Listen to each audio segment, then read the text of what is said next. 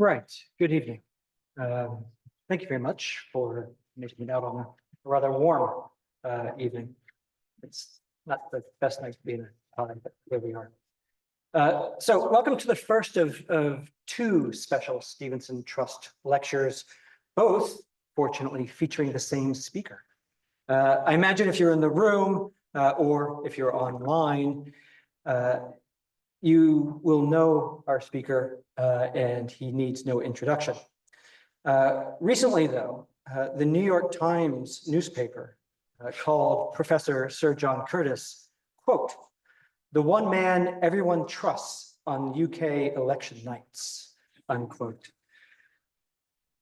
In addition to being one of the UK's leading, if not the UK's leading psephologist, Sir John also serves as president of the British Polling Council and is lead researcher on the British Social Attitudes series. So whilst many are familiar with Sir John's public contributions and his profile, I'm keen to note that Sir John is also an extremely generous colleague and exemplar of academic public citizenship. For many, many years, Sir John has served as the honorary Stevenson Fellow here at the university and has very, very generously given his time to support the Stevenson Trust for Citizenship, helping to develop our lectures and other activities. So for that, we thank you, Sir John. For those in the audience new to our lectures, the Stevenson Trust for Citizenship was established in 1921 with a gift to the university by Sir Daniel Stevenson, who is a Glasgow philanthropist and a chancellor of the university. Sir Daniel was particularly keen that the Stevenson Trust promote education and research on matters of citizenship, whether that be local, national, or international. And whilst there are many, many issues related to public citizenship, obviously elections are one of the key things that connect us to our democracy and are crucial for citizens, both in terms of their obligations and in terms of their connections to government. Now, before I turn over to Sir John, I do need to make my comments brief because he has other things to do tonight, namely talk about the last leaders debate coming up. I'd like to mention that we will return, or he will return, for a post-election lecture on the 11th of July, in which he will help us make sense of the result and understand the implications for UK politics going forward. So we'll be sending out registration links for that. You can watch the Stevenson Trust X, or formerly known as Twitter feed. And also, if you're keen, you can sign up for our email list. As usual, we record our lectures. So if you participate in the Q&A session, we take that your participation as consent to be recorded in that session. And we put the lectures up on the website as soon as we can following the lectures. So you can find those by Googling Stevenson Trust, University of Glasgow. We encourage anybody interested in public affairs and citizenship to visit our website because we have an archive of previous lectures, many of them featuring Sir John at previous elections. And also, if you're an educator, we do strongly encourage you to make use, and please get in touch if there's anything that we can do to help with that. Just to say for the Q&A portion, we will look mostly to attendees in the room for questions, but we will try to monitor the online Zoom as well and try to pool questions from online as well as from within the room. So with that, I will turn over to Professor Sir John Curtice for this evening's lecture.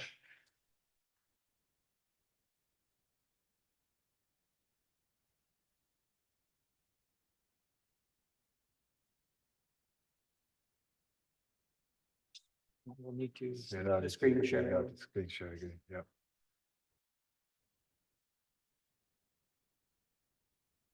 Brilliant. Chris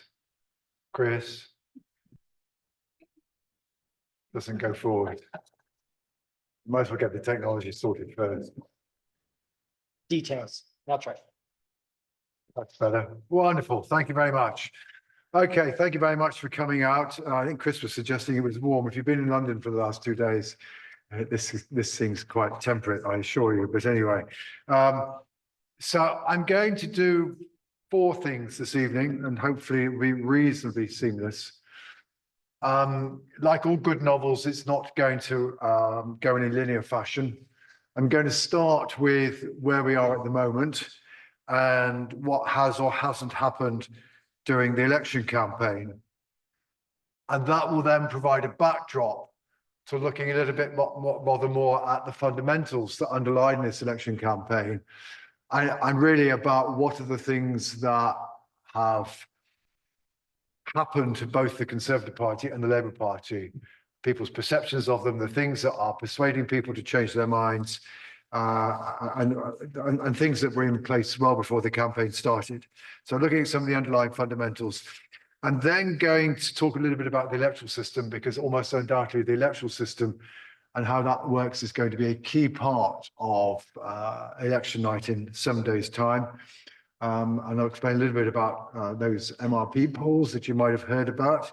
And then finally, I'm going to come north of the border. There is a connection between the electoral system and what's going to happen north of the border. So 4 parts: where we are now, what's happened during the campaign, then looking at some of the fundamentals that have been underlying where the electorate are at, and along the way, perhaps helping to explain to you why the campaign has not necessarily gone in the way that some people had anticipated, then onto the electoral system, and then finally moving ourselves to north of the border. Now, I have to admit, I don't really like being a long way from the audience, so I'm going to come forward a bit, and I'm told the folk in Zoom can still see. Walking into this lecture theatre, it kind of reminded me of NASA, you know. Now, I'll leave you to decide whether by the end of this evening you think that polls are science fiction as well. But it's certainly not a regular academic environment. So anyway, let's go forward to the first part. This is looking at the history of the polls during the course of this parliament. It's just simply a running average for each month of what the polls were saying. And it's certainly not been a regular parliament. The trajectory has not been the one that we would normally expect. And the first point to note, remarkable though perhaps it now seems, is that for the first 2 years, the Conservative Party was never, ever consistently behind the opposition in the opinion polls. They're the blue line, Labour are the red line. And you can see they got nip and tuck. And then the government got the vaccine rollout out rather quickly, sold it very, very effectively.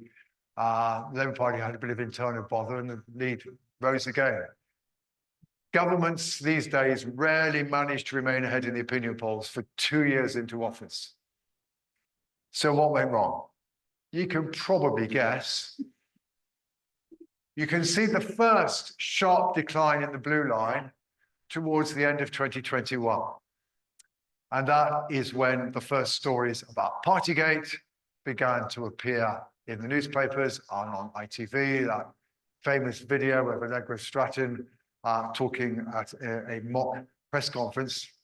The press conferences themselves never, ever happened, with reference to a gathering, quote unquote, that she actually hadn't been at, but which, as it were, was indicated that perhaps the COVID regulations had not necessarily been fully adhered to. So that was part one. And the Tories lost about 6 points in 6 weeks. And then in their wisdom, the Conservatives elected Liz Truss as Boris Johnson's successor. We had her famous fiscal event, and yep, you can see that peak of Labour support. That is Liz Truss's contribution to the Conservative cause. And the party's support at the moment fell to around 25%. There was actually a bit of a recovery there afterwards, until the Conservative Party in the middle of June 2023 failed to fall in behind the Privileges Committee report that said that Boris Johnson had misled the House of Commons. They just didn't get it that they really did need to distance themselves from Boris Johnson. He was now valuable asset that he was back in 2019, now very, very clearly a liability. And it's been rather downhill ever since. And in fact, by the time we got to the election itself, support for the Conservatives was back to down slightly below what it was in the immediate wake of the demise of Liz Truss. The only other thing that happened during the last 6 months or so of the Parliament, and it's might just about be able to make it out. So you see that little pale blue line creeping up from the bottom of the graph. That is Reform, who were running at about 5 or 6% as of October, November of last year, and rose to around 11% by the time the election was called. Curiously, that was roughly the period that coincides with the government's decision to major on immigration as one of the issues on which it was going to try to persuade the electorate that he was taking action, and therefore perhaps they should be reevaluated by them. Anyway, so it's a rather unusual part, but the first point one could make, I mean, I could, to be honest, stop the election now. Because in a sense, the whole is where we've ended up is just defined by those two events, Partygate and the Liz Truss fiscal event, and nothing else has really mattered. But I will go on a bit further, because like a true academic, I can make something a bit more complicated if I need to. Let's then look at what's happened during the campaign. So when I happened to be in London on the day the Prime Minister called the election, and I just about got to Broadcasting House to broadcast after him standing in the rain, talking about the elections happening, and it was a bit of a close thing. Anyway, my thought at the time was he's either brave or foolhardy, and you can see why I said that, because basically, as you've got from the previous graph, the Conservatives started 20 points behind, about 44 to 24. But also notice non-trivial votes elsewhere. 10-11% for Liberal Democrats, 11% for Reform, already referred to. Also the Greens running 6%. They've been running at a record share in this Parliament on a very consistent basis. And indeed, one thing to note straight away, just in case I forget, this is the first UK parliamentary election in which 5 political parties are fighting virtually all the constituencies. Reform have over 600. The Greens, almost everywhere in England and Wales. They made a mistake in Manchester and lost their candidate. Most of the seats in Scotland with the Scottish Greens, et cetera, et cetera.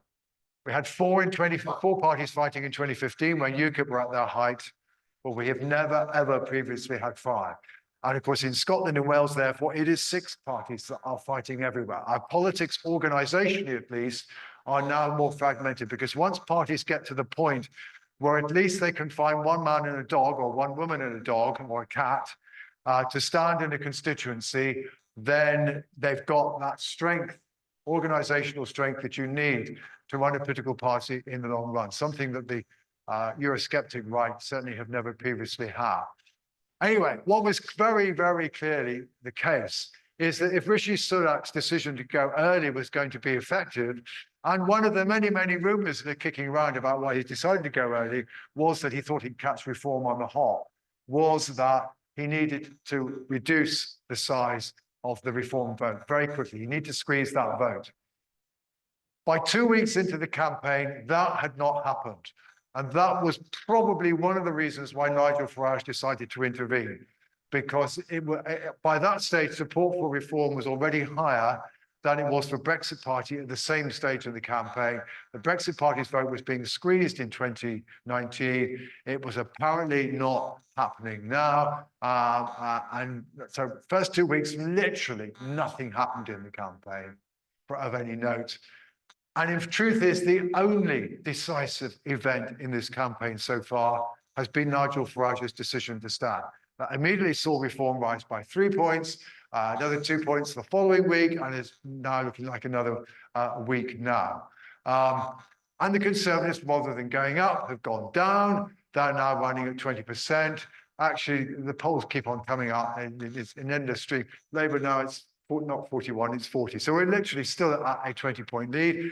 Labour have been losing support as well as the Conservatives, partly to do with pollsters changing their methods, but also, frankly, it's not always entirely clear what's going on here. But certainly, both political parties were losing ground. And again, one of the things to look out for on election night, if indeed the combined share of the vote won by Labour and the Conservative is as low as 60%, that will be the record low since the Labour Party first fought elections on a nationwide basis back in 1922. So there's another evidence here. We're all focusing on the League, but there's another clear evidence here of potential fragmentation of the British electorate.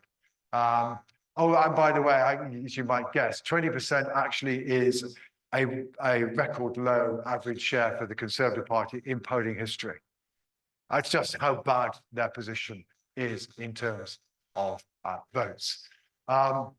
Liberal Democrats have edged up a little bit. That may be partly to do with tactical voting. I'll come back with that later on. But essentially, we are, so far as the Conservative leader of Labour is concerned, exactly where we were at the beginning. Now, there's another way of looking at this, particularly in terms of, what are the most recent dynamics. So this is taking the polls that have come out, that have been done in the last week or so, and comparing them with the previous week, poll by poll. And there you can see the Conservative vote actually still dropping a bit, the Labour vote still dropping a bit, and Reform still gaining. That said, and this is a little bit of a paradox, which of course journalists will struggle with, is it looks as though if you now just focus on the polls that were conducted since basically last Friday and over the weekend, for the first time, it looks as though the decline in Conservative support has stopped. So 20% might be the floor, and the rise in Reform also now looks as though it's stopped. So although if you'd kind of taken what had happened in the first 4 or 5 weeks of the campaign and extrapolated it forward, Reform might actually overtake the Tories in terms of votes. That perhaps is now receding as a prospect. Not that there's any sign of recovery for the Conservatives, but it doesn't seem to have gone any further, which of course means that the story about the gambling, allegations about people using inside knowledge in order to gamble on the date of the election, about which journalists are now very, very excited, and that story only really hits the headlines from about the back end of last week onwards. That has not obviously done the Conservatives any damage, probably because for most people who are not of a Conservative sympathy and long ago have decided that Boris Johnson's running of 10 Downing Street was unethical and probably illegal, etc., they will probably be going, so we've not learned anything new here. It's just reinforcing what they already think. But of course, that's what happened in election campaigns. Election campaigns often resurrect the difficulties that parties have had during the course of these parliament. And the reason why the story has so much legs, including for journalists, is because it just seems to be all sorts of echoes of the Partygate story. But again, it's not bad news for the Tories. Where's the Tory vote going? Well, the answer is increasingly towards Reform. When Liz Truss originally demitted office, the principal destination of 2019 Tory voters who were no longer going to vote Tory was Labour. That figure, however, of over 1 in 5 was down to about 1 in 6 by the time we got to last autumn. Liberal Democrats have not been the principal repository of protest Tory votes in a way that they sometimes are. And as you can see by the autumn Reform, we're beginning to equal Labour in terms of the proportion of 2019 Labour Tory voters that we're picking up. And now it's not quite twice as many, but it's not far off. Reform are picking up around 28%, over a quarter of Conservative voters. And by the way, the Conservatives, less than half of people who voted Conservative in 2019 are saying they're going to do so again. The government's response to this has been vote Farage, get Starmer. Well, I've already suggested to you this has not really worked because Reform kept on going up. And this helps to explain why. This is just one example of some polling of Reform voters that YouGov published a few days ago. And this is one example where people were asked So which would you prefer, a Conservative government or a Labour government? Now, it is perfectly true. Very few Reform voters want to see Keir Starmer in Downing Street. The problem is they don't want Rishi Sunak staying in Downing Street either. 75% of them say neither, they're both as bad as each other. And more broadly, there's quite a lot of evidence in that polling that Reform voters do actually want to bring the Tory house down. They don't care about the consequences. They are just so disenchanted with the failure of the Conservative Party to deliver on a number of fronts. And it's partly Brexit, it's partly immigration, but it's also certainly to do with the health service, for example, as well. In the case of the Labour Party and what's going on there, as I said, it's rather more difficult to tell. This is showing you, first of all, before the campaign, certain movements. So the first line is the proportion of people who voted Labour in 2019 who are saying they're going to vote Liberal Democrat. And I'm comparing the position before the campaign with the position now in order to see whether or not where things might be changing. Now, if you take the first two lines in combination, the second line is the proportion of Liberal Democrats switching to Labour, which has always been a large number. It's been one of the really unspoken things in this Parliament about how the Democrats have lost a load of support to Labour. But if you put the two together, it looks as though the Liberal Democrats are losing less from the interchange with Labour than was the case before the campaign started. Again, this might be tactical voting, and again, I will come back to it. They are losing some votes to Greens, but it's not clear they're losing more votes to the Greens now than they were 4 weeks ago. And, well, okay, 4% of 2019 Labour voters have switched to Reform. But just compare that with the 28% of Tory voters. It's not that these Reform voters will be voting Labour if Reform went on the ballot paper. They would be voting Tory. We know that actually from the local elections down south last month. Now, one of the things that the pollsters have been worrying about, and to which they've taken different approaches. So as it were, this is now, along the way, I'm going to talk about some of the caveats about what we do and don't know. And this is one of the things where the pollsters are worrying. And one of the things the pollsters are worrying about is the fact that there are more people who said they voted Conservative in 2019 who say they don't know than is true for Labour. Now, the truth is, this is a symptom. It's not necessarily a remedy, in that this is what happens when parties are doing badly in the polls. Some of the folk make up their minds and say they're going to vote for somebody else. Others say, oh my God, what am I going to do? I voted for that last time. That was a wee bit of a mistake, but I frankly don't know what I'm going to do now.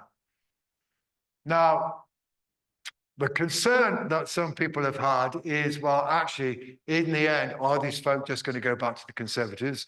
And therefore, as a result, are we at risk of overestimating Labour's lead? Because if you actually take these numbers and assume that all these folk in the end vote for the same party that did in 2019, you can take 4 or 5 points off Labour's lead. Now, some of the standard way of dealing with this is simply to take don't knows as a denominator, which is effectively to assume that they're going to distribute their support in the same proportions as all the voters who do give you a vote intention.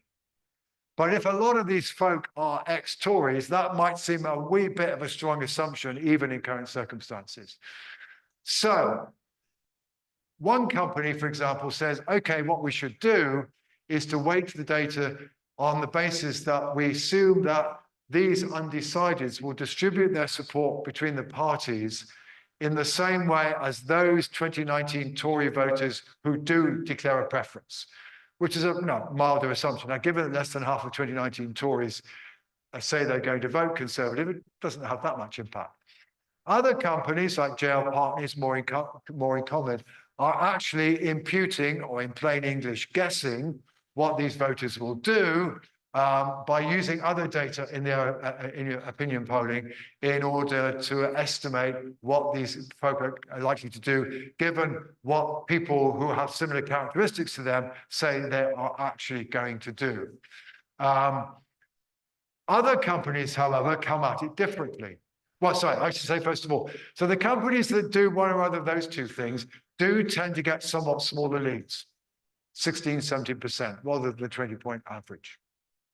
Other companies, however, what they basically do is if you sit there and it's all done over the internet these days. So if you sit there and tick don't know, up comes another question. You don't get off that easily, mate. Come on, what are you most likely to do? And some of the companies basically end up with 0% of don't knows. They squeeze them so hard that they basically, in the end, declare an affiliation. And the polls that do that do not end up with smaller leads for Labour than other polls that don't do this at all. So in other words, different ways of trying to address the issue comes up with different answers as to what these folk might do. And this is therefore undoubtedly one of the areas of uncertainty. I mean, all I would say is that where I come at this from is I remember all sorts of meetings and seminars between 2010 and 2015. The Liberal Democrat spokesman always pipe up and say, it's all right. They're just saying don't know. They will come back to us eventually. And they didn't, and they still haven't done, by the way. So there is no guarantee that the don't knows will come back to you. They have to be persuaded. These don't knows are also unhappy with the Tories about some of the things that I'm going to go on and show you. Okay, so let's now move back a little bit more towards some of the fundamentals. And in a sense, the next section is going to be about why it's really to explain to you not only why the Tory campaign is not working during the election, but also the various numerous attempts that the Conservative Party has been making really since the September of last year to try to turn things around, why it hasn't worked, and why basically they have strategically failed to understand the challenge that faced them. Exhibit number one. Leadership is clearly an issue for the Conservative Party. The election have good reason to question whether or not the Conservative Party is capable of providing the country with effective leadership, given that they've managed to dump 2 prime ministers during the course of this parliament. Now, when Mr. Sunak was put into 10 Downing Street, which is the left-hand side of this graph, he was less unpopular than his party. He wasn't particularly popular by this stage. The green card of himself and his wife's non-dom status have already done to that. But at least, these are net favorability scores, but basically the lower they are down, the less favorable they are. But at that stage, his party's running at around -40, and he's kind of running at about -15. And the hope was that Mr. Sunak would drag his party up towards him. Alas, the opposite has happened. It's happened gradually during the course of his 18 months in Downing Street. And you can see the far right-hand side during the election campaign, it's got worse. And yes, you've got it. That failure to attend those international D-Day commemorations did not do his personal evaluations any good, although whether it did much damage to the Conservative Party is another matter. So leadership is still a problem for the Conservative Party. But before you all sit there smiling, I'm going to come to Sir Keir Starmer in a while. Right. Now, this, of course, has been economically a very, very difficult parliament. And I think one of the things that anybody who's kind of trying to write the story of the Conservative government and its fate, the first thing one has to acknowledge is that they've been dealt a pretty rotten hand. I mean, the pandemic, the supply shortage that followed the pandemic, the Russian-Ukraine war, the energy crisis that flowed out of that. They've had a fair share of bad luck. But the consequence, of course, one of the consequences has been that the economy has struggled. It's partly legacy of the financial crisis, but GDP took a nosedive during the pandemic. It took a while to recover. And living standards as we speak, the living standards of the average person in the UK are currently lower than they were in 2019. And that's the first time that's happened in the post-war period. And what is also true, this is data about economic optimism, which Ipsos asks every month. And it's basically saying, do you think the economy is going to get better or get worse or stay the same? The blue line is Tory voters, and the red line is all voters. The public have been more deeply and more consistently pessimistic about the economy throughout this parliament than they have ever previously been. Ipsos have been asking this question for the last 50 years. So we are looking at an electorate that is deeply pessimistic about the future of the economy for most of the period. The only time when basically all of us felt that maybe things were getting better was in the middle of 2021 when we were beginning to get out the worst of the pandemic. And of course, then we then had another bit of a lockdown the following winter.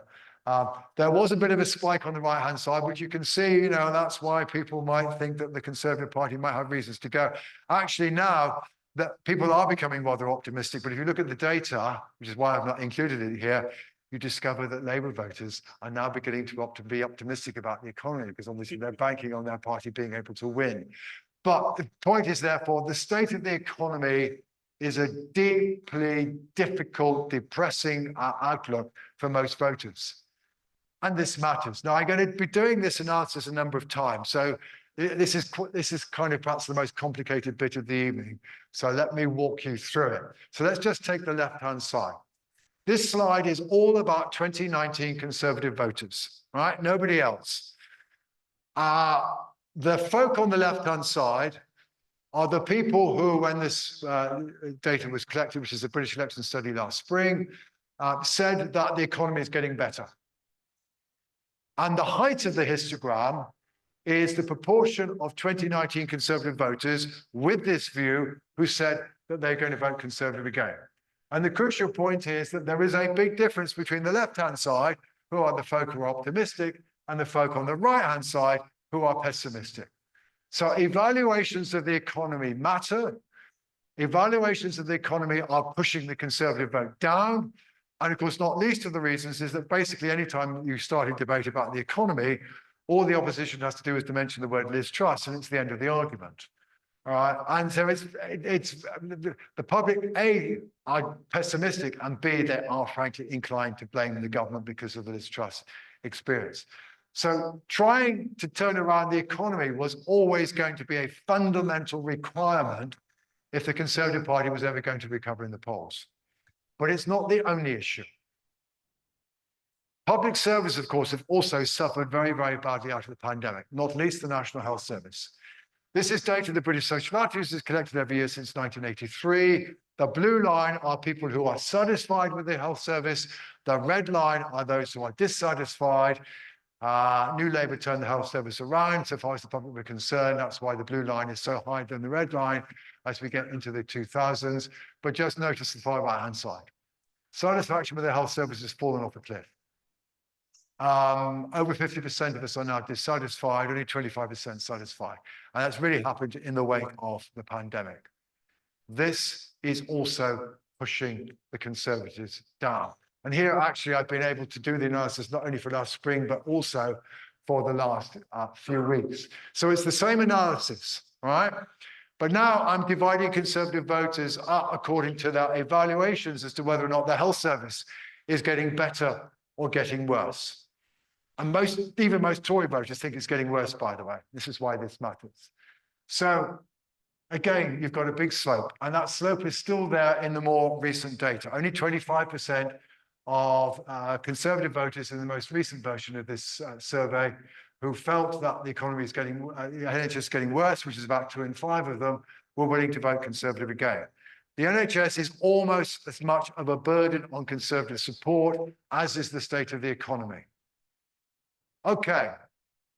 On the other hand, however, the government's view has been, hang on, we should be talking about tax cuts. Now, one of the things that's really, really remarkable about this parliament, and we've been writing about it for years, is that we've seen the biggest expansion of the state since 1945. We've now got about 45% of GDP being spent by the government, and that's 5-6% higher than it was back in 2019. At one stage in the pandemic, it was over 50%. Historically, what we would have expected the public to have begun to do by now is to react against that, the so-called thermostatic theory, which is nicely illustrated by having New Labour. So just follow the grey line and the orange line. This is a question that British social activists have kept on asking. If the government has to choose, should it increase taxes and spending on health, education, and social benefits, keep them as they are, or reduce? Very few people ever say reduce, so that's the blue line. So let's ignore that for the purposes of illustration. You can see that actually in the run-up before the 1997 election, people were primarily saying, we need the public services sorting out. We're not so concerned about taxation. I still bear the scars of New Labour not believing this message. 2 years in, the penny finally dropped, and they turned on the spending taps. And you can see the public are a rather fickle lot. The orange line now goes above the grey line. And by the time New Labour are out of office, only 31% of people want more taxing and more expenditure. The public reacted against the expansion of the state under New Labour. But notice what hasn't happened this time so far, or at least it's only just begun to happen, is that the public have, for the most part, not reacted against the expansion of the state. It's still 47% of them who want more taxation and spending, as compared with the 31% figure I quoted earlier. Now, the Conservative Party's view has been, oh my God, we're a party of the centre-right. We have just presided over the biggest expansion of the state. This is not what we're in business for. And the reason why, therefore, voters have gone against us is because we've not been operating to our true selves. Fundamental misconception. That might be where Tory activists are at. It's not where the electorate has been. There's a fascinating long-term question here, which is, I mean, it may be that this is just simply that until the health service is sorted out, we're not going to react against the expansion of the state. But if and when the health service is sorted out, then we will. But the alternative interpretation, we won't know the answer for 5 years, is whether or not the pandemic has been like war. It is war that has generated the expansion of the state, both the First and Second World War. Has the pandemic and the experience of the state rescuing the labour market, rescuing us at least out of the worst of the energy price hike, meant that as a society, we've become a bit more European in our attitudes towards the state. I now expect the state to do more than we did 4 or 5 years ago. That's the fascinating long-term question. Anyway, in the meantime, this is why tax cuts were never, ever going to work. This is data from the spring of 2023, dividing Conservative 2019 voters up according to their attitudes towards taxation and spending. And you will notice there is now 3 bars of roughly equal height. Tory voters were not defecting away from the Conservatives because of their attitudes to what had happened towards taxation and spending. This was not the priority for them. And that's why the 2 national insurance cuts didn't work. It's why the promise of a 3rd one hasn't worked. It's a fundamental misreading of where the public were at. Another fundamental misreading is that immigration, although yes, there are lots of Tory voters who are unhappy about the level of immigration and the fact that there's been a record level, it doesn't seem to be a make or break issue on its own. Again, the same analysis, asking people now whether or not they think immigration's gone up or gone down. 2019 Tory voters, is there a slope? No, there isn't. All right? In focusing on immigration in the last 6 months in office, all the government did was to focus on what many people regard as a policy failure, but it wasn't the issue that was driving voters away from the Conservative Party, at least on its own. It does help to define where people go if they are unhappy about the health service or unhappy about the economy. If you're then also unhappy about the level of immigration, you'll wander off to Reform, whereas if you're not so concerned about that, you might wander off to Labour. But again, it's a fundamental failure. So again, it was about, oh my God, we promised to reduce immigration as a party, we like no immigration. The public are punishing us because we're not being true to ourselves. And again, it's failure to realise. And in a sense, therefore, one of the crucial things is that insofar as Jeremy Hunt has found some money down the back of a sofa in order to give away in tax cuts, electorally, what they should have done was to spend the money on the junior doctor strike, giving the junior doctors more money, ending and getting the waiting times down. That would electorally been more efficacious than spending the money on tax cuts. Okay, so that's helping to explain why the Tory campaign is going nowhere, because basically they misdiagnosed the problem they faced, focused on the wrong issues, and in the election campaign, they're still shouting tax cuts. It's the wrong issue. It doesn't have purchase for the electorate at the moment, at least. Now, of course, the Labour Party's narrative about all this is, oh, no, it does. Nothing to do with Boris Johnson or Liz Truss, or at least not primarily. It's because Keir Starmer has changed the Labour Party. And people are flocking to the Labour Party in great enthusiasm for the new post-Corbyn Labour Party. Now, this is the one thing that Starmer can claim. he can claim that he has managed to make the Labour Party appear moderate in people's eyes. And if you think that's more likely to attract people, that helps. You can see it's a gradual linear process. I mean, there's a big break when Starmer becomes a leader. But he has gradually and persistently changed people's image of the Labour Party. And that probably is important in the Labour Party, at least looking like an acceptable alternative, given the difficulties that the government appears to be in and given the discontent that the public have. But beyond that, there are lots of questions to ask. And I did promise you this slide. This is the slide I promised you earlier. This is the same questions now asked about the Labour Party and about Starmer. Now, the axis is not the same. Starmer is not as unpopular as Sunak, but he is still net unpopular, and he is less popular than his party. And he's been persistently less popular than his party. And if you want to understand the spike, well, the two spikes actually, once he reaches his nadir, spike number one is Boris Johnson in Partygate, and spike number two is Liz Truss. In other words, Keir Starmer's image has improved as a result of the disasters of the Conservative Party. So you can't claim that recoveries there are actually necessarily anything to do with the Labour Party and everything to do with the relative evaluation as compared with their opponents. And he's never, ever managed to get things up. And to give you some idea of how much of a contrast this is now taking data from Ipsos, which again asks this question every month for years. Net satisfaction, do you think they're doing a good job or a bad job? Now, Tony Blair walked on water before the 97 election. Even David Cameron wasn't too bad. Net satisfaction around 0, slightly positive. Starmer is deeply negative. I mean, actually, some junior executives from Ipsos at a seminar not so long ago, they gave a presentation, and they first of all presented Ipsos's data on evaluations of Sunak and one of other aspects of the Conservative Party. And they said, well, given the history, he's going to lose. They then did the same thing for the Labour Party.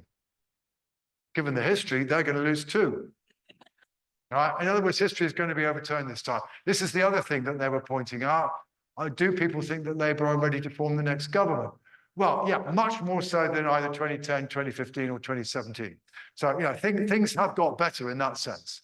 Slightly more people think they're ready for government on this measure than not, but it's nothing like as good as in 1997, and it's not really even as good as it was the case for the Conservatives before 2010. So again, lots of reasons as to why we're looking at a Labour Party that is where it is. Yes, in part because Starmer made it acceptable, but without the mistakes that the Conservatives have made, it's very difficult to believe that they would be where they are.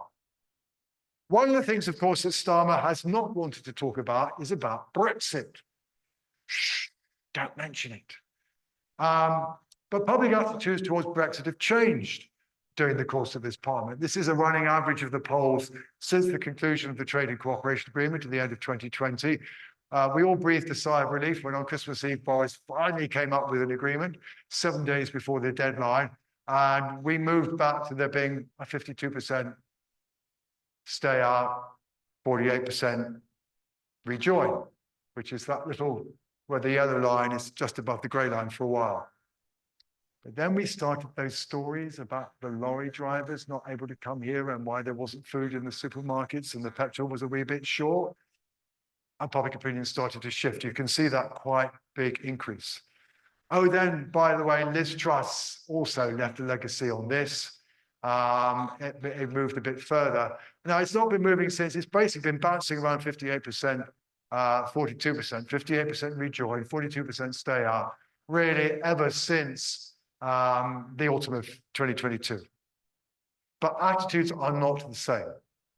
So that said, journalists are always saying, but Brexit doesn't matter anymore. People have forgotten about it. They're not interested in it anymore.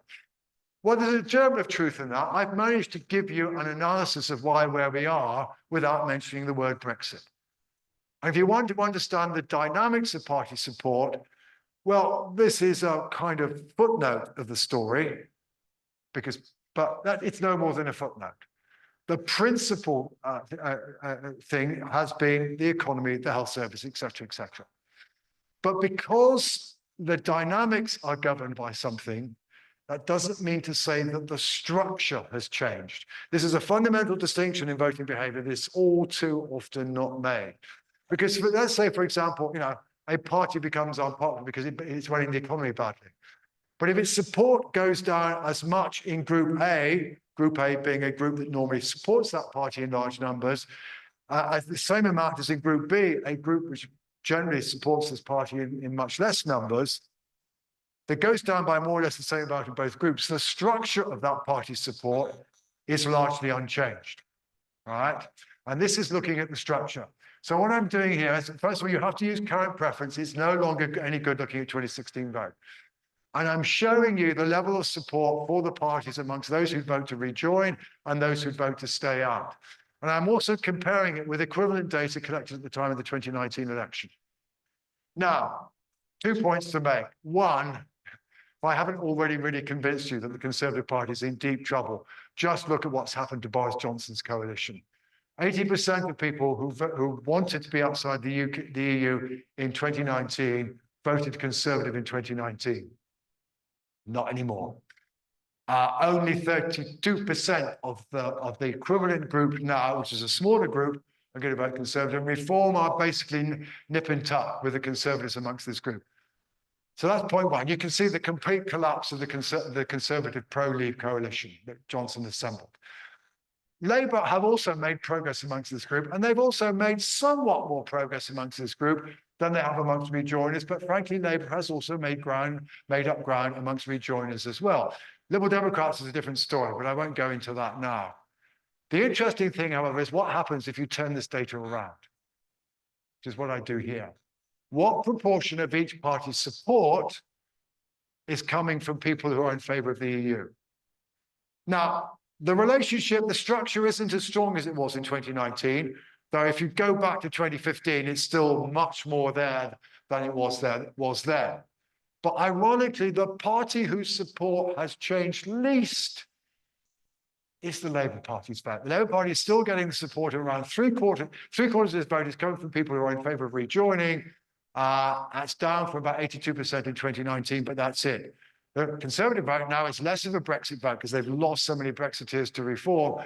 And the Liberal Democrats is now less of a pro-rejoin party.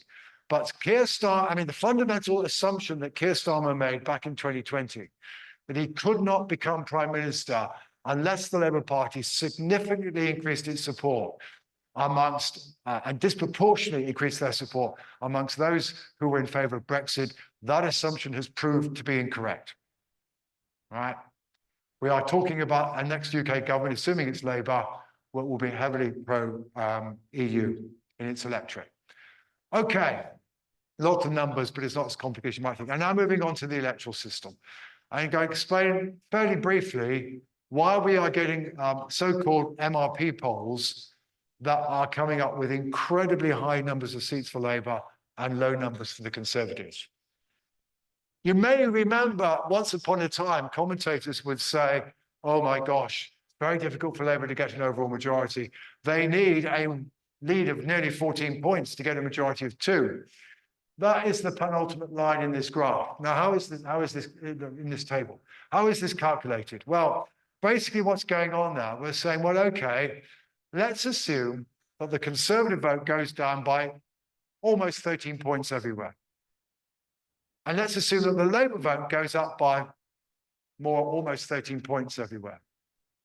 All right? So the change in party support is exactly the same in every constituency, which therefore means that the geographical distribution of party support is the same as in 2019. Now, the geographical distribution of party support in 2019 was very advantageous to the Conservatives.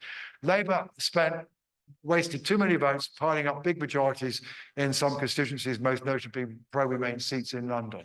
The Conservatives, in contrast, in winning places like the Red Wall, they were going into areas which they don't normally win, but they often won these seats quite narrowly.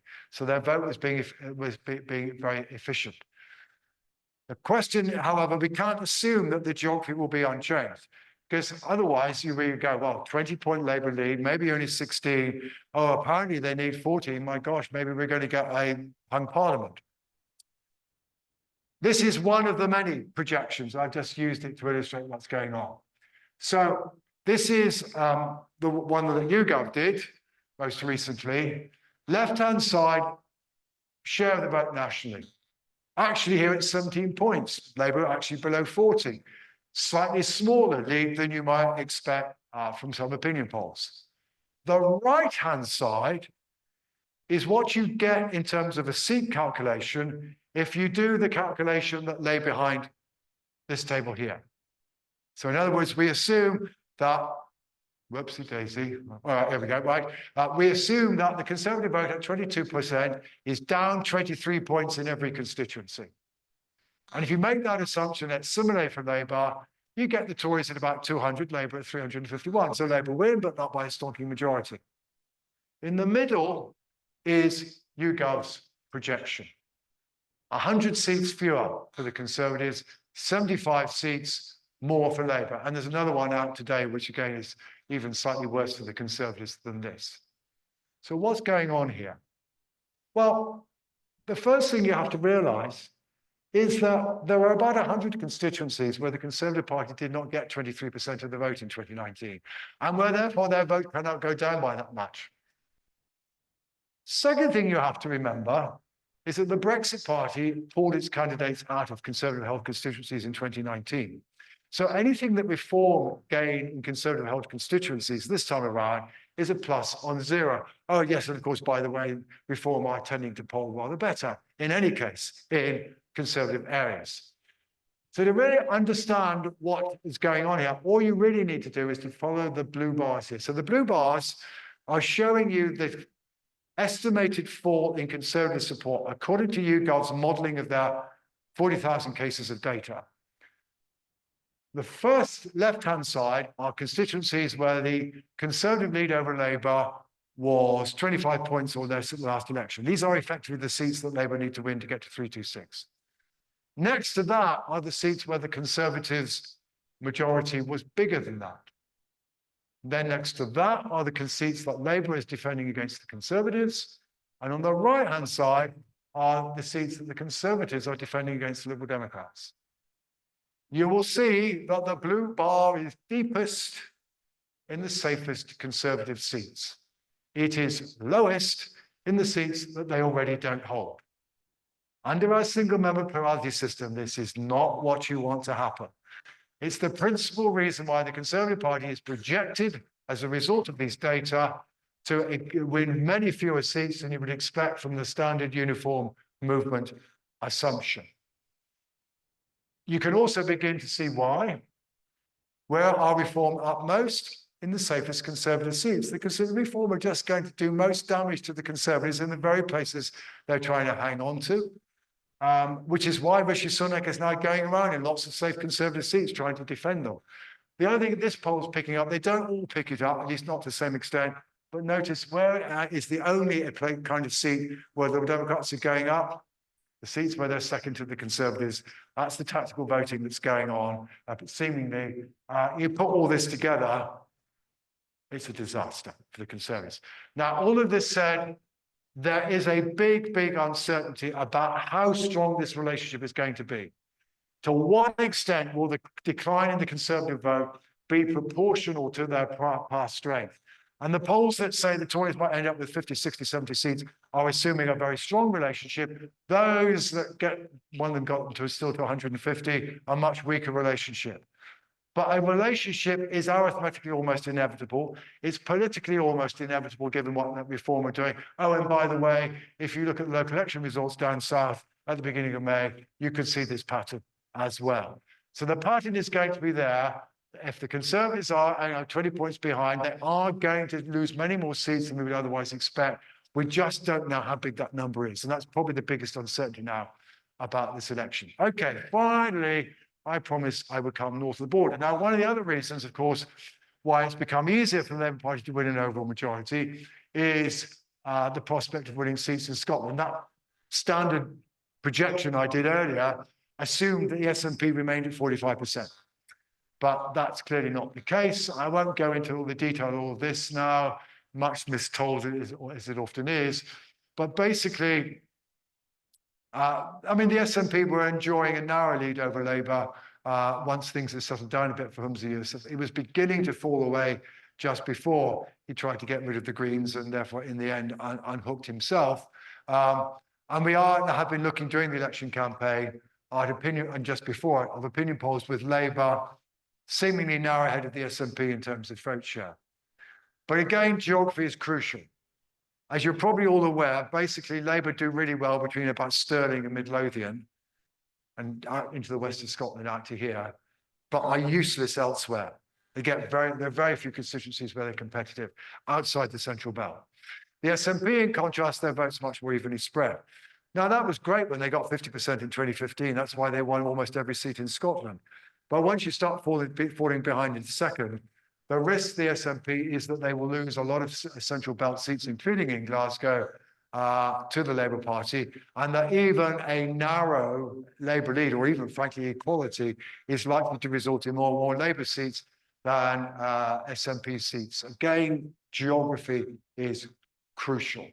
So that's to Labour's advantage. Now, what's going on here? Well, the thing that isn't going on, the reason why the SNP have gone down is not because of change in people's attitudes towards independence. Support for independence is still consistently running at just below 50%. This is not the story. What is the story is the increasing inability of the SNP to persuade those who would vote yes to vote for them. Now, this actually is done on the basis of 2014 vote, because I can get it's for more opinion polls, but at the bottom, I've also quoted the data for current supporters. So basically, only around 2/3 of people who say at the moment they would vote for the SNP, who would vote yes, say they will vote for the SNP. And you can see the decline in the height of the yellow bars as we've gone through since the autumn of 2021. And you can see that it is the Labour Party, though not only the Labour Party, that has picked a lot of this vote up. Some of it is also, frankly, going to the Greens and to Alba, which again, Swinney would love to be able to squeeze. Now, at this point, a lot of journalists make another error. They go, the constitutional question doesn't matter anymore. And it's certainly true that whereas at the Holyrood election, pretty much everybody who was in favour of yes voted for the SNP, and virtually everybody who was opposed to yes voted for the Unionists. And politics in Scotland was like politics in Northern Ireland. The constitutional question dominated. It is true that on the yes side, that relation has been eroded. But if you're going to say the constitutional question doesn't matter, then you also have to be able to show that people on the no side are now more willing to vote for the SNP. After all, that's what they were willing to do only a decade ago. But that hasn't happened, all right? You're talking about, I mean, even in terms of 2014 vote, it's only about 11% of no voters now voting for the SNP. If you look at current preference, only 4% of people who say they would vote no are saying they vote for the SNP. So the union, I think the question of Scotland's constitutional status still matters. It's just become asymmetric. And this is not the pattern of no voting you would have seen a decade ago. Why the SNP are where they're at? Well, it's a not entirely dissimilar story to the Conservatives. Number one is they no longer have leaders who are as popular. This is comparing Sturgeon's popularity amongst the public in general, but it's also true amongst SNP voters. Towards the end of her tenure as First Minister, there were still as many people who regarded her favourably as unfavourably. Humza Yousaf struggled on that criterion from the beginning, and he never really improved. Swinney is not as unpopular, but he's still not exactly the charismatic figure that Alex Salmond or indeed Nicola Sturgeon were. So problem number one is leadership, much like the Conservative Party. Problem number two is that the SNP are now no longer regarded as a united party. This is data from Savanta. The green line are people who say they are not united. The blue line who say they are. You know, until we get to late 2022, early 2023, and we get to, first of all, the transgender row, and then Nicola Sturgeon resigning, an extremely divisive leadership contest, The unity for which the SNP were fabled was no longer there, and the public noticed. And for the most part, the public tend not to like divided parties. But the other thing that seems to be going on, and this is really, really fascinating, I don't know whether you've picked this up, is again doing the same analysis that I did for the Conservatives. And I can do it on, doing it on the perceptions of the NHS. Right? You saw that earlier, it's how people who thought the NHS was getting worse were less likely to really vote Conservative again. So I'm now doing the equivalent analysis for voters in Scotland on the SNP. And so the folk on the left, who are the people who think the NHS is at least not getting any worse, and then on the right-hand side are those who think they're getting a lot worse. The blue bar shows you the position as of May 2022, before Sturgeon goes. And there's no relationship. The constitutional question dominates, overrides the considerations about how Holyrood is being governed. By 12 months later, the relationship starts to appear, and people's evaluations of how the SNP are running Scotland begin to matter. The insulation of the constitutional question seems to have worn thin. I had a quick go this afternoon at trying to redo this for this spring. Unfortunately, there weren't that many enough cases in the data set, but to put it up onto a histogram, but basically it still looks as though that is the case as we on the eve of the election. So therefore, the SNP's record in government now matters in a way that was not previously true. And the NHS in Scotland is in the same pretty dire state as it is south of the border, and they are suffering the same fate. So that's the Scottish story towards the end. There are some parallels with what's going on south of the border. Basically, being in government has been rather difficult in the last 5 years. The only problem is, for those who wish to succeed them, is that being in government is probably not going to be any easier in the next 5 years either. And how long the Labour Party will be able to maintain its lead over the Conservatives is already the subject of considerable speculation now. So we've all got bored about the election because we think we'll know what's going to happen. So we're already going forward to saying, have Labour positioned themselves in such a way that they will be able to retain their popularity the other side of the election. Anyway, that's perhaps a lecture for 12 months' time. Can we thank John?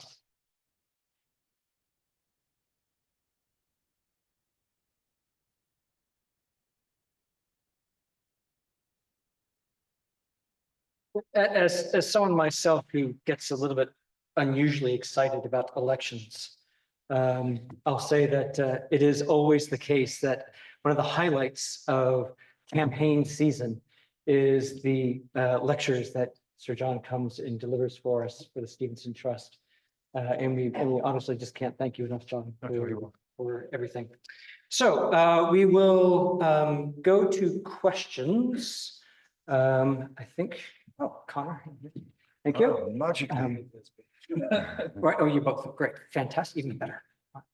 And we will also try to get the Q&A up. So there we go. Right. So questions.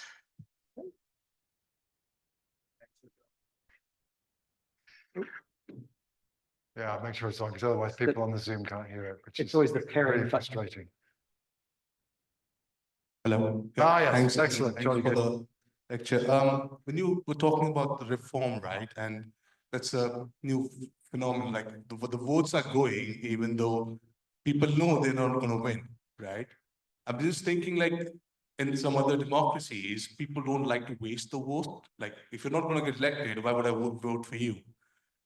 I wasn't thinking if there was none of the above on the ballot, would still same thing would have happened. Would have people said, look, I don't want to vote for either of the parties. I might as well just go for none of the above on the ballot. And then we have seen the reform phenomena still, because it looks like people just voting reform because they don't have another choice. Okay, let me just see if I've interpreted your question correctly. I mean, I think, are you asking, first of all, the extent to which people are reluctant to waste their vote? Yeah, right. And two, what would happen if reform wasn't on the ballot paper? Is that what? Yeah. Right, okay, fine. All right, okay. So let me take those two questions.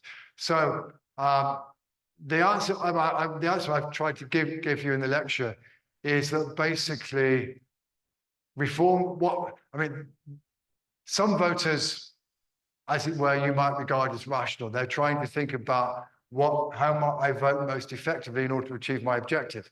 And clearly the motivation behind tactical voting is that kind. I'm not necessarily desperate to support party A rather than party B. And if party B seems to have a better chance than party A of defeating somebody who I really want to get rid of, and there seems to be a lot of people who have that mood at the moment, then I'm willing to vote for them. And that's a kind of classic rational calculus that you might engage in. But of course, for lots of voters, voting is an expressive act. It's about, I'm putting my X on my ballot paper to recognise commitment. And there are still some voters who take that view. And particularly if, as I was trying to argue, that at the end of the day, you reckon that you don't want to vote Conservative because you really don't like them, and you don't want to vote Labour because you don't like them, and you certainly don't want to vote for Liberal Democrats. I mean, God Almighty, you're not going. If you're a Reform voter, they're way, way far too liberal. Then what do? You go, I'm going to follow Nigel. And that seems to be what's going on, isn't it? Basically, they're not being squeezed. They're not accepting the apparent logic of the electoral system. It's in stark contrast to 2019 when lots of voters did. And again, and arguably it's a consequence of one, the unpopularity of the Conservatives, and two, the relative lack of popularity of the opposition. I've already forgotten the second question. It's about tactical voting. They're not on the paper. Oh yes, not on the ballot paper. Right. The best answer I can give you is that in the English local elections last month, the Reform only fought around 1 in 6 of the wards. Okay, so we can compare what happened in those wards with what happened elsewhere, and it's kind of as close as we get to there being a natural experiment to address your question. And the answer is that in the wards where Reform were not on the ballot paper, on average, as compared with the spring of 2021, which is when the seats were last fought, the Conservative vote was down on average by about 11 points. In the wards where Reform were on the ballot paper, support for the Conservatives was down by 19 points, which actually, by the way, is exactly what you would expect given the difference in the position of the opinion polls as of beginning of May, and where they were 3 months previously. The other parties, actually Labour did better in the wards where Reform stood in terms of increasing their share of the vote than they did elsewhere. So that's very, very strong evidence that otherwise, if Reform were not on the ballot paper, then these folk will be going back heavily to the Conservatives rather than going towards the opposition party, because they didn't. That is not what they did when they found themselves facing that situation at the beginning of May. Thank you. We have a question in the back there. In the meantime, John, I'll ask you. I was just asked the other day, is ALPA then, or why is ALPA not the Scottish Reform? Do you want to find a less popular leader than John Swinney? I mean, look, whatever your views about Alex Salmond when he's leader of the SNP, he's deeply unpopular. I'm afraid his personal reputation has been destroyed for different reasons to Boris Johnson, but his personal reputation has been destroyed. And Alva's not going to get anywhere until Alex Salmond is no longer leader. The trouble is, the only reason why they get publicity is because Alex Salmond is the leader. The Greens are more of a problem to the SNP than Alva are in this Westminster election. And I kind of have a suspicion that maybe one of the reasons why Yusuf wanted to get rid of them is he wanted to be able to attack them much more during the Westminster election campaign. But the Greens tending to run at around 4 or 5% in Westminster voting intentions, where Alva is about 2%. I don't know. Thank you. Do you think the size of the turnout will make any impact at all upon these projections? Sorry, the size of the turnout. Oh, I see. No, but I don't expect a high turnout. I expect a low turnout. In fact, actually, I was having a conversation with Ipsos earlier today, and they've actually done what you should do, which is to compare the data they're collecting in terms of people's reported probability of voting, and compared it now with the position 5 years ago, and the numbers are significantly lower. Certainly what's also true is if you look at parliamentary by-elections in this parliament just over the decline in turnout in those by-elections almost match the previous low, or the previous high, as it were, the previous biggest drop in turnout, which occurred in the 97 to 2001 Parliament, which ended with the 59% turnout, which is the lowest ever. Beyond that, I will give you a rationale, which again partly explains 2001. First, it's all over by the Sharpen. And Victorian Labour are now haranguing the opinion polls for endlessly publishing this data showing the Labour Party is way ahead. The Labour Party is not happy about being shown to be way ahead because they're afraid that means that not all their folk will turn out. And the Tory Party wasn't happy because they think their folk won't turn out. They're probably both right, but sorry guys, that's life. Two, not much difference between the parties. Labour's moved towards the centre. There's very little difference actually in terms of their fiscal stance, much as they try to make more of it. Number three, useless leaders. Neither Sunak nor, I showed you the numbers, neither Sunak nor Starmer are particularly effective politicians. Think about it, what's really missing in this election campaign? Neither the Conservatives nor Labour, nor frankly the Democrats, nor frankly the SNP, have come up with a synoptic vision of what this country, what they would like to do to this country and what they would like it to be about. If you go back to 2019, Boris Johnson, get Brexit done. And underneath that was then a policy platform that was designed to deliver on that vision. And it wasn't just about getting out of the European Union, all the stuff about levelling up, etc., and using the power of the state, because Johnson was no Trussite. To be able to use the fact that the UK would now be able to make decisions that he couldn't currently make in order to be able to improve the state of the economy, right? So use the domestic state. So it was very clear message. Ironically, Sunak is like Jeremy Corbyn in 2019. The Corbynites came up with lots of detailed policy, most of it quite popular, one particularly foresighted, which was the idea of giving everybody free broadband, which we then 3 months later, we thought, my God, why didn't we do this earlier? But the problem was the whole was less than the sum of the parts. Because when you're asked a Labour politician, so what's this all about? I mean, the answer I got when I asked one member of the Shadow Cabinet at the time was, oh, better public services. That's not a vision. All right. Sunak has tried policy initiative after policy initiative after policy initiative. But they are scattergun. There is no coherent strategy. There is no message that the electorate can immediately grasp. Starmer has, well, none of us quite can remember whether it's 5 missions or 6 missions. I can tell you even the political editor of the Financial Times had trouble remembering an event I was at 2 days ago. And it might be important to how he runs his government, but again, there's no message. I mean, the only message is change. Change to what? None of us knows. There's no synoptic message there. So again, and these are not politicians with particularly acute political antennae.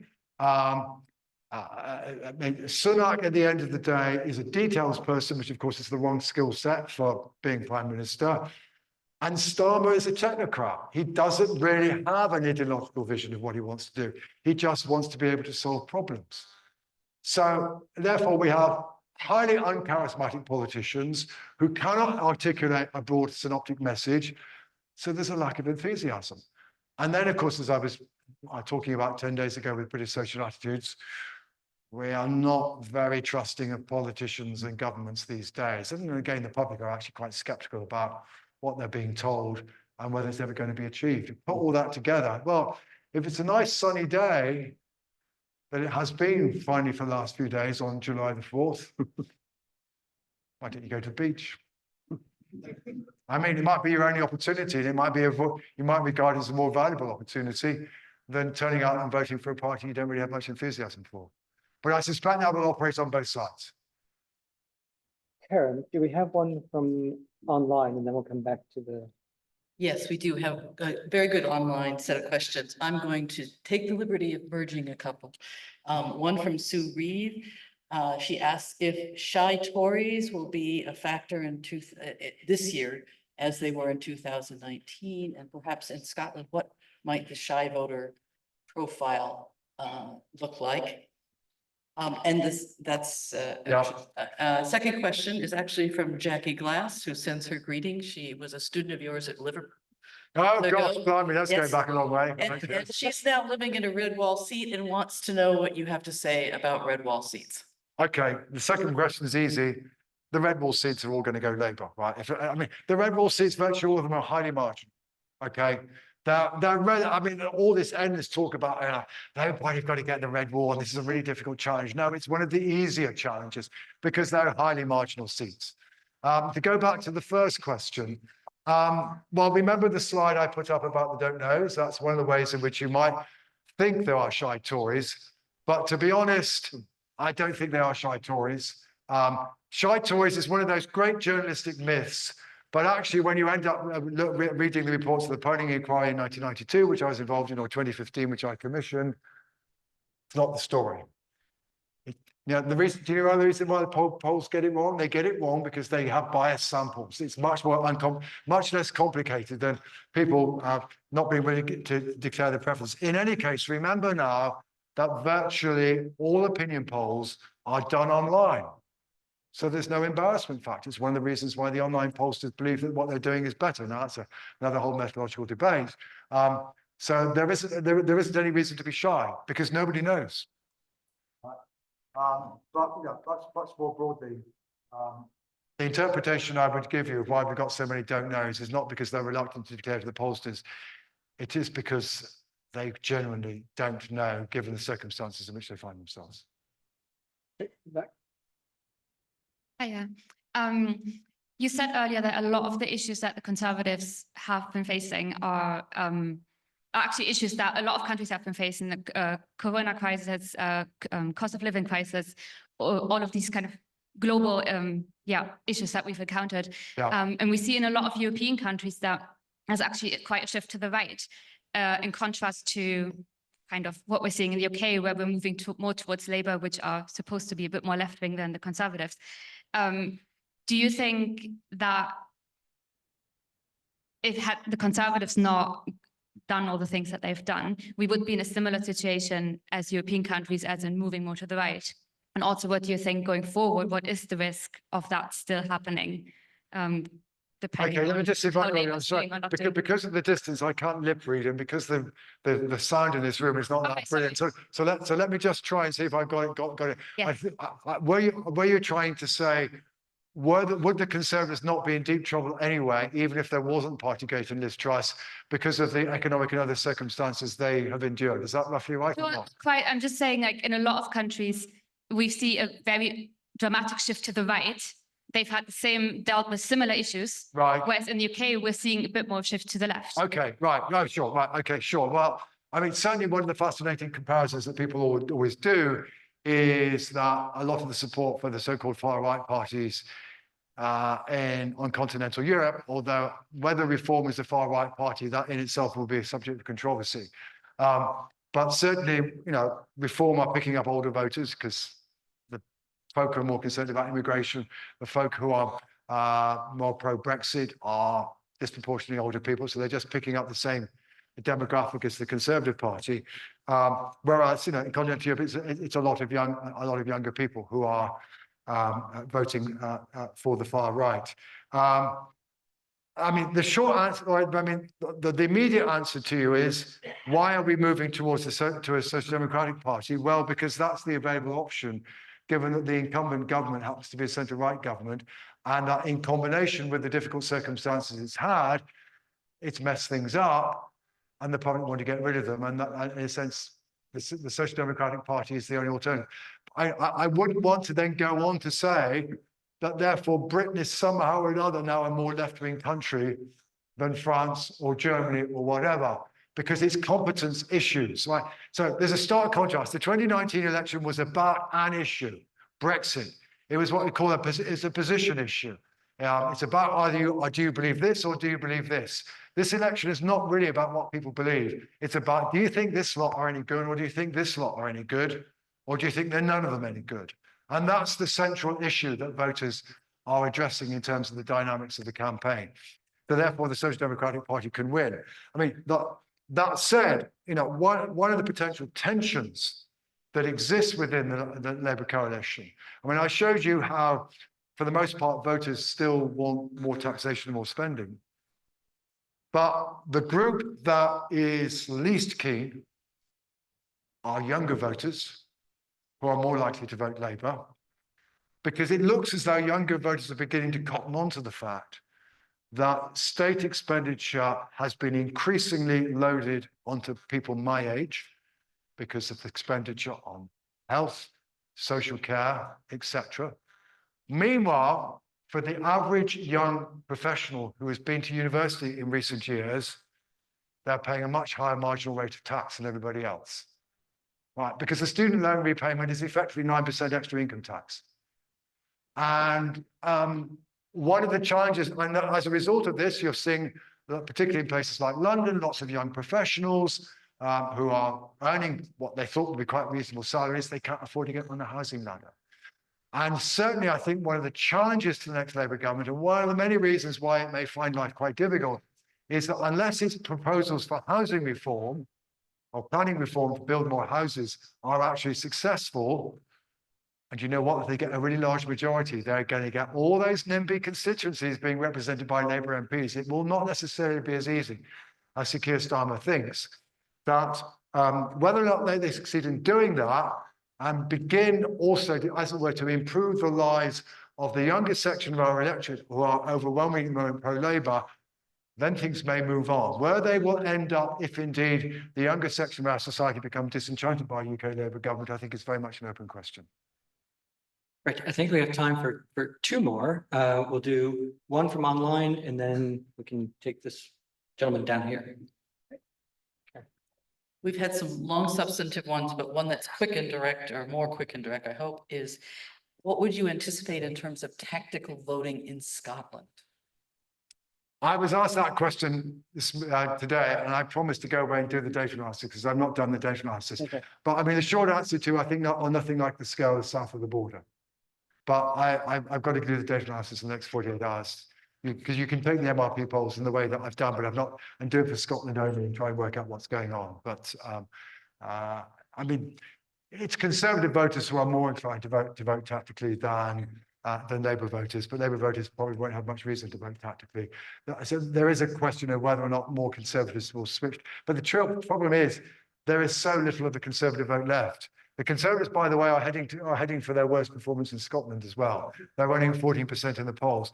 So there aren't many Conservative voters left to vote tactically. So I suspect the answer is that tactical voting will not be as important as what's south of the border. But at some point, I need to do the analysis to substantiate that supposition.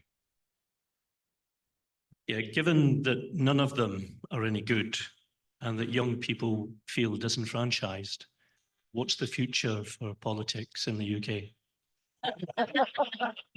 You have 1 minute, go. Yeah, I mean, three obvious questions that I can come back to as things we will be thinking about. One is what happens to the Conservative Party if it does indeed suffer heavily? Who's going to lead it and in what direction? Or are they going to engage in fratricidal warfare? So the state of the opposition will be crucial. That is obviously linked to number two, which is assuming that Nigel Farage does make it into the House of Commons with at least a few friends with him. How well does Farage manage to exploit that situation if it does arise? I think we don't know the answer to this question, but the point is they are questions worth considering. And then thirdly, as I've already hinted, what happens if in 18 months' time that magic dust of more growth does not appear, and the Labour Party finds itself in the same problem with having to increase taxes, public services still not working, living standards still not improving, economy still flatlining, and the public are going to say, we thought you lot could do a better job, and you're not. And what happens in the wake of that? Now, there are lots of discussions about this, but certainly even in the short term, definitely in the short term, Labour face a problem, which is that we do not have any departmental spending plans beyond next March. It's no good saying we'll get, the most optimistic view is you might increase economic growth by the middle of this parliament and thereby manage to improve fiscal revenues. But you aren't going to do it until at least you're 2 years in. And then there are arguments about whether or not they've got enough fiscal firepower to do it in their plans. But straight away, Labour are going to have to grapple with the fact that by most commentators' evaluations, the overall spending level, that's all we've got at the moment, that is projected for the next financial year, 2025 to 2026, is just unrealistically low. So where's the money going to come from? Well, the Liz Truss market event wasn't just about Liz Truss and her failure to consult OBR. It was a warning signal that the markets, they're not completely unwilling to lend us more, but they are wary about lending us a lot more. And certainly they will be much more willing to lend us money to spend on infrastructure than they will on day-to-day spending. But actually, one of the ironies of the numbers at the moment is that at the moment, we are projected to reduce our expenditure on infrastructure very substantially, and even Labour's plans only kind of slightly reduce that. So the thing that the market will be more willing to finance is the one thing that's been taken off the agenda by the financial plans that have been bequeathed by the current government. So what happens? They therefore will have to increase taxes. Of course, what they will aim to do is to increase taxes other than the ones that they absolutely said they weren't going to touch. So capital gains tax will probably go up. The fuel duty will probably go up. Question mark, will they do something about the allowances for pensions? So, you know, you're not paying income tax if you put the money into a pension. All of those are things that are potentially, and the problem is that while Labour Party can say, well, we didn't say we wouldn't do these things, the message they have given is we're not going to increase taxes. That's the big headline message. And then if we discover that in the autumn, it's not just the people who send their kids to public school who are paying more, or people who've got non-dom status and are not paying their fair share, but actually it's you and I, in some way or another, are ending up paying a bit more. That could be a rather difficult point. You said to us you wouldn't have to do this, and now you're doing it. And it's no good saying, oh, we've looked at the books and we've discovered how bad they are. You just need to read the OBR report. It's all there in spades. It's all there in the Institute for Fiscal Studies. But at the end of the day, as is so true with politicians, both sides wish to ignore the fundamental problem that this country is facing and will be the challenge for the next government. And that's why I'm somewhat skeptical about how popular Labour will be 18 months in. On that train note, that question was actually a perfect segue to remind you that Sir John has graciously agreed to come back on 11th July to sort of delve more deeply into these questions of what happened and what next. So please do mark your diaries for that. Tell your friends, tell your neighbors, et cetera, et cetera. Can I thank Karen for stepping up and helping with the moderation. So thank you very much, Karen, for returning to the Stevenson stage. But now, most importantly, to thank Sir John for giving us his time.